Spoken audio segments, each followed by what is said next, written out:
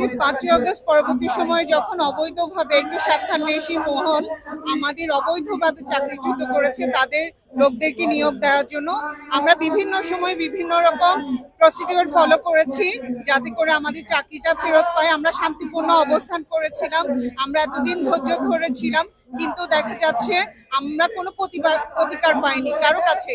আমরা আর্থিক প্রতিষ্ঠান সচিবকে চিঠি দিয়েছিলাম, মাননীয় গভর্নর মহোদয় যিনি ছিলেন আগের ওনাকেও দিয়েছিলাম, আমরা আমাদের প্রশাসক যারা নিয়োগ হয়েছিলেন তাদেরকেও আমরা চিঠি দিয়েছি, কিন্তু আমরা কোনো প্রতিকার পাইনি।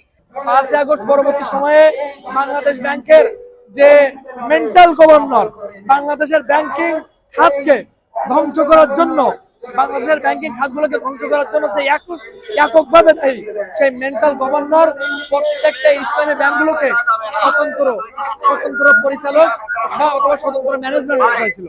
এই স্বতন্ত্র ম্যানেজমেন্ট বসানোর কারণে এই যে স্বতন্ত্র ম্যানেজমেন্ট, অবৈধ ম্যানেজমেন্ট, তারা নিজস্ব ক্ষমতা হাসিলের জন্য অল্প দিনে তারা দুর্নীতি করে ব্যাংক থেকে কোটি কোটি টাকা আত্মসাৎ করার জন্য নিরপরাধ ব্যাংক কর্মকর্তাকে চাকরিচ্যুত করে তারা বিভিন্ন পদে, বিভিন্ন গার্মেন্টস প্রতিষ্ঠান এবং বিভিন্ন আর্থিক প্রতিষ্ঠান থেকে 2-3টা প্রমোশন সহ অনেক নিয়োগ বাণিজ্য করার জন্য তারা অনেকগুলো অবৈধ নিয়োগ করেছে। এই হচ্ছে তাদের মূল উদ্দেশ্য।